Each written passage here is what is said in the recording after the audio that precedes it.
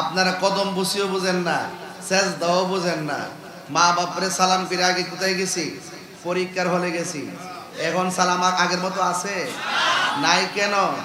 ওই যে ইউটিউব মৌলবী যারা আছে তারা বৈশা বৈশা বলে মারে সালাম করলে, মাথা নিচু করলে শিরিক হয়ে যায়। আচ্ছা, মাথা নিচু করে মারে সালাম কি আমরা মা মনে করে করি না আল্লাহ মনে করে করি? তো মাকে সালাম করি মা মনে কইরা, বাবাকে সালাম করি বাবা মনে কইরা, ওলি আল্লাহকে সম্মান করি ওলি আল্লাহ যাই না, রসুলুল্লাহকে সম্মান করি রসুল যাই না, আল্লাহকে ইজ্জত করে আল্লাহ যাই না। আমরা আল্লাহর সাথে কাউকে শরিক করি না, আল্লাহর সমকক্ষ কাউকে মনে করি না। এই জন্য যারা ঢালাওভাবে ফতোয়া দেয়, আজকে দেখেন আগে যখন পরীক্ষার হলে গেছি মারে সালাম করে গেছি, মা মাথায় হাত বোলাই দিছে। পরীক্ষার হলে যাওয়ার পরে আমরা লেখাপড়া কিছু মনে না থাকলো মার দোয়ার কারণে স্মরণ হয়ে যাইতো। কথা কোন ঠিক না? এখন কি আগের মতন মার প্রতি মান্যতা আছে? থাকবো কেমনে? সালাম কালাম উড়াই দিছে, সম্মান উড়াই দিছে, এই জন্য নাই। এই জন্য তাজিম যত করবেন, মানে যত তাকরিম করবেন, যত সম্মান করবেন, এতে আপনার সম্মান বাড়বে। আপনি একটা ছেলে আপনার কাছ থেকে ছোট হতে পারে, কিন্তু তারে যখন আপনি সম্মান করে কথা বলবেন, আদর করে কথা বলবেন, সে আপনাকে আরেকবার দেখলে সম্মান করে কথা বলবে। কথা কোন ঠিক না বেটে? এই জন্য ওলি আল্লাহর দরবারে আমরা আসছি, আদব নিয়ে আইছি। আদব নিয়ে আসতে পারলে কাজ হয়ে যাবে, বেয়াদবি করলে সব ধ্বংস হয়ে যাবে। কথা বলেন ঠিক কি না? এই জন্য আমার বাবারা, ওলি আল্লাহরা এই দেশের মধ্যে হলো একটা টাওয়ার। ওলি আল্লাহদের টাওয়ার থেকে আমরা যদি নেটওয়ার্ক করবো, মদিনাওয়ালার প্রেমের নেটওয়ার্ক। কথা কোন ঠিক কি না? এই জন্য আল্লাহ রাব্বুল আলামিন কোরআন কারীমের মধ্যে বলে দিয়েছেন, ইয়া আইয়ুহাল্লাযিনা আমানুত্তাকুল্লাহ ওয়াবতাগু ইলাইহিল ওয়াসিলা। আল্লাহ বলছেন, হে ঈমানদারগণ, তোমরা আল্লাহকে ভয় করো এবং তোমরা ওসিলা তালাশ করো। ওসিলাত কি? আল্লাহর ওলিদের দরবারে গিয়ে আল্লাহর ওলির সোহবত, রিয়াজত, নসিহত সব কিছু গ্রহণ করে আল্লাহকে সন্ধান করা, রসুল্লাহকে সন্ধান করাই হলো ওলি আল্লাহর দরবারে যাওয়ার মূল উদ্দেশ্য। কথা কোন ঠিক কিনা? আর বাইরে কোনো উদ্দেশ্য আছে? আর উদ্দেশ্য আছে? নাই। এই জন্য ওলিদের ওলি হলো হুজুর গাউসুল আজম আব্দুল কাদের জিলানী। আমরা মানি কি মানি না? আরো বড় করে মানি কি মানি না? পেটের মধ্যে সন্তান রেখে তেলাওয়াত করতে হয়। তেলাওয়াত করলে সন্তান বান্দা থেকে আল্লাহর বন্ধু হয়, ঠিক কি না? মার পেটে সন্তান থাকলে ওই সন্তান পেটে নিয়ে ভালো কাজ করলে এটার তাসির পড়ে সন্তানের উপরে।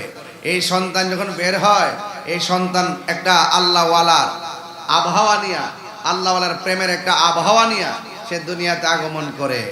এই জন্য হযরতে ফাতেমায়ে সানি তিনি বলতেছেন যে আমার সন্তান যখন ছোটবেলায় রাস্তা দিয়ে যেতেন, যখন ওই রাস্তা দিয়ে এক জায়গায় ঢুকতেন, কে যেন আইসা বলতো, রাস্তা করে দাও, রাস্তা করে দাও, এখানে যিনি আসতেছেন মাদারজাত ওলি আসতেছেন। উপস্থিত মানুষ জিজ্ঞেস করতো, হে আব্দুল কাদের, আপনি তো আসছেন কয়েকজন লোক নিয়ে, এমন কিছু কণ্ঠ শুনলাম, চেহারা দেখা যায় নাই, মানুষও দেখা যায় নাই, কণ্ঠটা কোথায় থেকে আসলো? গাউসুল আজম আব্দুল কাদের জিলানী বলেন, আমার খেদমতের জন্য আল্লাহ পাক একটা ফেরেশতা নিযুক্ত করে দিয়েছেন। তোর গাউসুল আজম আব্দুল কাদের জিলানী উনি কি রিয়াজতের ওলি না মাদারজাত ওলি? আর বড় করে কে ওলি? মাদারজাত ওলি। এই জন্য বেলায়েতের ওয়াজ দিয়ে শুরু করলাম, কারণ ওলি আল্লাহর দরবারে আসছি। এরপরে ইনশাআল্লাহ আমি একটু অন্যদিকে যাব। আপনারা বলুন, ওলি আল্লাহর রওজাতে জিন্দা না মরা? ওলি আল্লাহদের কারামত সত্য না মিথ্যা? নবীর দ্বারা যে অলৌকিক ঘটনা প্রকাশ পায় এটাকে বলা হয় মুআজিজা, আর ওলি আল্লাহর দ্বারা যে অলৌকিক ঘটনা প্রকাশ পায় এগুলা বলা হয় কারামত।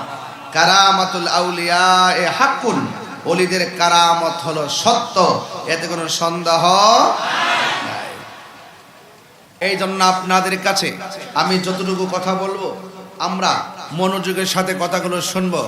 এখানে অনেক জ্ঞানী গুণী, অনেক আত্মীয় স্বজন, অনেক পারিবারিক আত্মীয় স্বজন, অনেক উলামায়ে কেরাম, অনেক পীর মাশায়েখ, অনেক বুজুর্গানে দিন এখানে এসেছেন। একটু আগে মাদ্রাসার ছাত্রদের মাথায় পাগড়ি পরিয়ে দেওয়া হয়েছে। কোরআনের পাখিগুলো আমাদের ডানে বামে আছেন। আমি খুব ক্লান্ত মানুষ, আপনারা জানেন, বড় একটা জার্নি করে আমি এসেছি। তারপরও আমি আপনাদের খেদমতে যতটুকু কথা বলবো মনোযোগের সাথে শুনবেন। তবে শুরু করতে চাই ওই কথার দ্বারা যে চালাও সে পথে, যে পথে তোমার প্রিয়জন গিয়েছেন চলি, সেই কথা দিয়ে শুরু করতে চাই। রতনে রতন চিনে, কথা বলেন ঠিক না বেঠে? কিছু পেতে হলে কিছু দিতে হয়, কিছু পেতে হলে কিছু দিতে হয়। এই জন্য ওয়াসিলা বড় গুরুত্বপূর্ণ জিনিস রে বাবা, ওয়াসিলা বড় দামি জিনিস, কথা কন ঠিক কিনা? এই জন্য আমার ভাইয়েরা, আপনাদের খেদমতে আমার আওয়াজ থাকবে, কেউ কথা বলি না, কেউ যেন কথা না বলি, সবাই ভদ্রতার সাথে, আদবের সাথে, ইখলাসের নিয়তে রমাদানুল কারীমে আপনারা কথাগুলো শুনবেন। আল্লাহ যেন আমাদের সকলকে আমল করার তৌফিক দান করে, সকলে বলেন আমিন। আমার ভাইয়েরা, আপনাদের খেদমতে বলতে চায়, সকল নবীদের কাঁধের উপরে আমার নবীজির কদম মোবারক। আমার নবী হলো সাইয়্যিদুল আম্বিয়া, আমার নবী হলো সৈয়দুল আম্বিয়া ওয়াল মুরসালিন। আমার নবী সব নবীদের নবী, সৈয়দুল আম্বিয়া, ইমামুল মুরসালিন, খাতামুন রহমাতুল লিল। এতে কোনো সন্দেহ আছে? সন্দেহ আছে? নাই। এই জন্য সকল নবীদের নবী আমার নবী, আর সকল ওয়ালিদের ওয়ালি হুজুর গৌসুল আজম আব্দুল কাদের জিলানী। জোরে বলেন না সুবহানাল্লাহ। এই জন্য আমরা বেলায়ত মানি, রিসালাত মানি। ওয়াহদানিয়াতের স্লোগান হলো লা ইলাহা ইল্লাল্লাহ, আল্লাহ ছাড়া কোনো মাবুদ। আর 2 নম্বর হলো মুহাম্মাদুর সাল্লাল্লাহু আলাইহি ওয়াসাল্লাম। নবী হলো আল্লাহ পাকের রাসূল, আল্লাহ পাকের বন্ধু।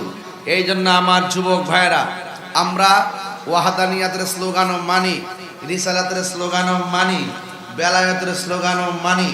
আতিউল্লাহ ওয়া আতিউর রাসূলা ওয়া উলিল আমরি মিনকুম। আল্লাহর রাসূল মুর্শিদ নাম 3টা। নাম কয়টা? নাম কয়টা? 3টা। এই জন্য আমরা দেখবেন মসজিদের মধ্যে লেখা আছে লা ইলাহা ইল্লাল্লাহ মুহাম্মাদুর রাসূলুল্লাহ। আঙ্গদেশের কিছু মানুষ আছে যারা বলে লা ইলাহা ইল্লাল্লাহর পাশে মুহাম্মাদুর রাসূলুল্লাহ লেখা যাবে না। নাউজুবিল্লাহ, জোরে বলুন। লেখলে কি গুনাহ হবে? আমি এই সদ্য প্রধানমন্ত্রী হলো জনাব তারেক রহমান সাহেব, তিনি যখন প্রথম বক্তব্য দেয়, তখন তিনি চেয়ারে বসার পর দেখলাম পিছন দিক দিয়া লেখা আছে লা ইলাহা ইল্লাল্লাহ মুহাম্মাদুর রাসূলুল্লাহ। আমি তখন বুঝতে পেরেছি রাষ্ট্রতন্ত্রে গুরুত্বপূর্ণ জায়গা থেকে বড় একটা জবাব হয়ে গেছে, কথা কন ঠিক না? আছে কিনা বলেন? না দেখলে আপনারা কইেন আমি দেখছি কি কইতাছি, আমি যা দেখি তাই কই বাজান। এই জন্য যতই বাধা বিপত্তি করুক না কেন, এইগুলা কোনো কাজে হবে না। এখনো বলি ফিরে আসো বন্ধু, ফিরে আসো, দরজা খোলা আছে। এই জন্য লা ইলাহা ইল্লাল্লাহ মুহাম্মাদুর রাসূলুল্লাহ, আমাদের কালিমা লা ইলাহা ইল্লাল্লাহু মুহাম্মাদুর সাল্লাল্লাহু আলাইহি ওয়াসাল্লাম। এতে কোনো সন্দেহ আছে? এই জন্য বেহেশতের গেটে গেটে আল্লাহ নামের পাশে নবীর নাম, এবং তওবা নামক গাছের পাতার মধ্যে আল্লাহ নামের পাশে নবীর নাম। শুধুমাত্র তাই নয়, হুরদের চোখের মনির মধ্যে এক পাশে আল্লাহর নাম, আরেক পাশে নবীর নাম। এবং হাদিস শরীফের মধ্যে আছে একদম সোজা লা ইলাহা ইল্লাল্লাহ মুহাম্মাদুর রাসূলুল্লাহ।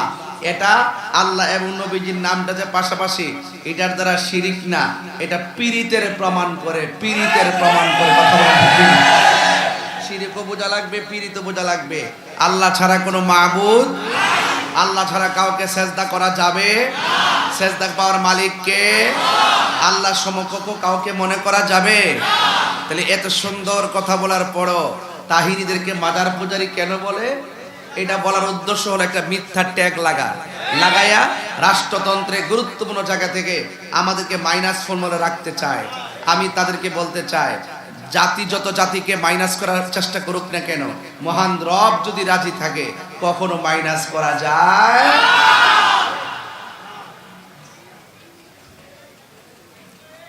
তাহলে আজকে থেকে কথা হলো, আমার আল্লাহ নামের পাশে নবীর নাম লেখলে কি শিরিক হবে? যারা বলে শিরিক হবে তাদেরকে বলবো মাহে রমজান কারিমে উদাত্ত আহ্বান জানাই, অযথা উল্টা পাল্টা কথা বলে পেঁচ লাগানোর দরকার নেই। নারে তাকবীর, আর বড় করে নারে তাকবীর, নারে রিসালাত, নারে বেলায়েত। তাইলে এই তিনটা স্লোগান দরকার আছে কিনা?